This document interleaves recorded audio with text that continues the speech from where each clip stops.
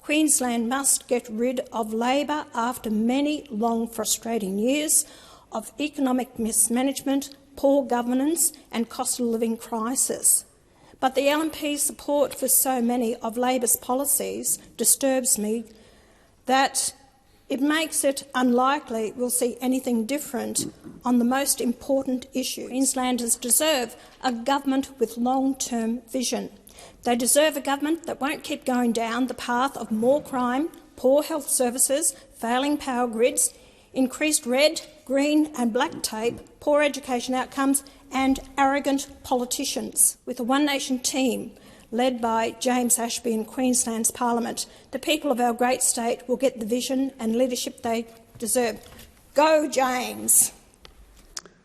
All right, settle in, folks. Grab a cuppa, because what you're about to hear is the kind of Senate theatre that makes you wonder whether question time should come with popcorn and a warning label. Picture this, the chamber humming, papers shuffling, microphones crackling, and somewhere in the distance you can almost hear a possum laughing on a tin roof. Pauline Hanson steps up and suddenly the air changes. You know that feeling when a storm's about to roll through? Yeah, that one. Queensland apparently has a date with destiny on October the 26th, and Pauline is here to make sure nobody forgets it, least of all Penny Wong, who's sitting there doing that very calm, very diplomatic nod that says, "I'm listening," while also silently counting the seconds until lunch. Real quick before we roll the footage, if you're enjoying this content, do me a huge favour, hit that like button and smash subscribe. Over 98% of viewers watch without subscribing. Don't be one of them. It's free for you and it helps us out more than you know. Already clicked? You're awesome. Let's get into the video. Well, Queensland has an opportunity for change on October the 26th. Queenslanders deserve a government with long-term vision. They deserve a government that won't keep going down the path of more crime, poor health services, failing power grids, increased red, green and black tape, poor education outcomes and arrogant politicians.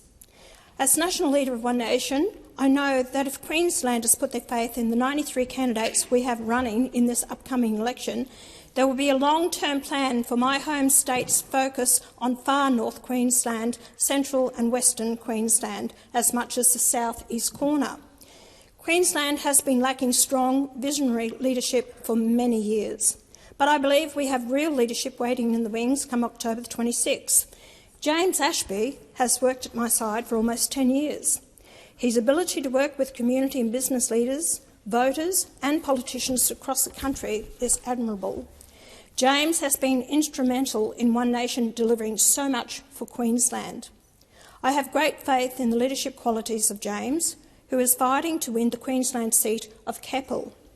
Queensland must get rid of Labor after many long frustrating years of economic mismanagement, poor governance and cost of living crisis.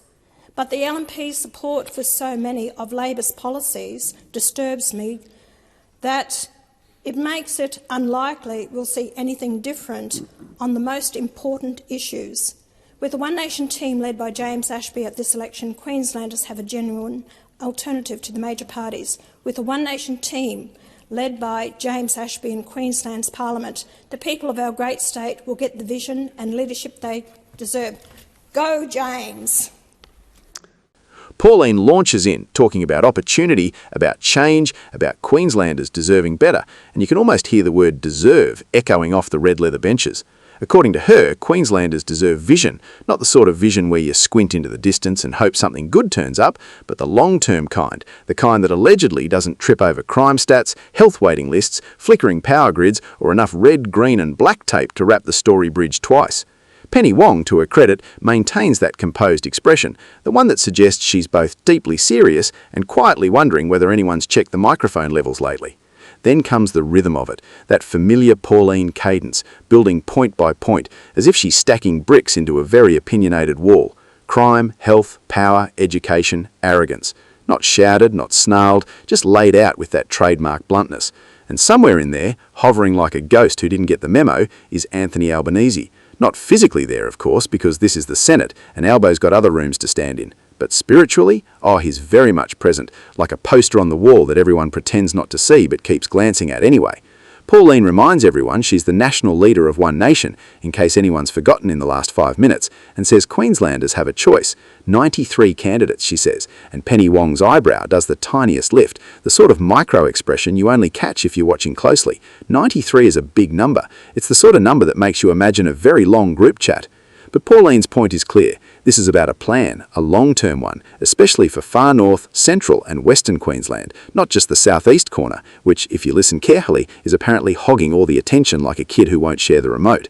And here's where the parody practically writes itself, because as Pauline talks about visionary leadership waiting in the wings, you can almost imagine a stage curtain rustling, cue dramatic music, enter James Ashby metaphorically, because he's not actually there either, but his name gets the full hero's introduction. 10 years at Pauline's side, working with communities, business leaders, voters, politicians, probably the bloke at the servo and the lady at the bakery too. Penny Wong listens, not impolitely, while her internal monologue is likely something along the lines of, "This is very thorough." Pauline's faith in James Ashby is absolute. The kind of faith usually reserved for footy teams at the start of the season, or that old ute you swear will start one more time. She talks about leadership qualities, about fighting to win Capalaba, and about Queensland needing to get rid of Labor after years of frustration. The words economic mismanagement and cost of living crisis land with a thud, not because they're shouted, but because they're delivered like a bill sliding across the table at dinner. Penny Wong, ever the pro, doesn't flinch.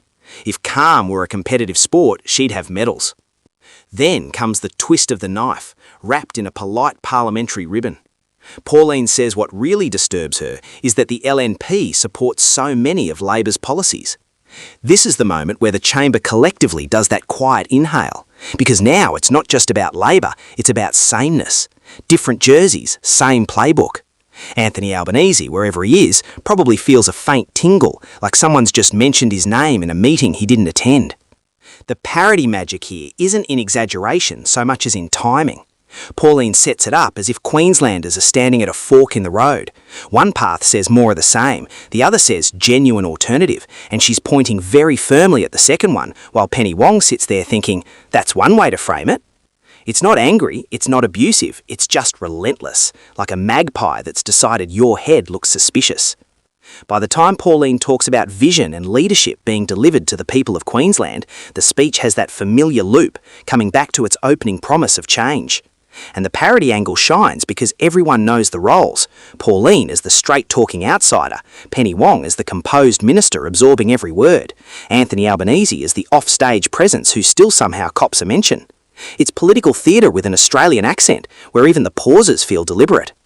And then, right at the end, the rallying cry, "Go James!" Short, sharp, almost cheerful, like the end of a footy interview where someone shouts out to mum back home.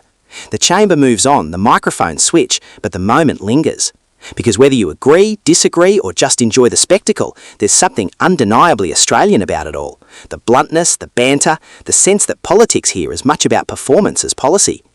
So if you're watching this and having a laugh, that's kind of the point. Not to sneer, not to insult, but to recognise the absurdity and the drama of it all. Pauline delivering her lines with conviction, Penny Wong mastering the art of serene endurance, Anthony Albanese existing like a plot device in a show he didn't audition for.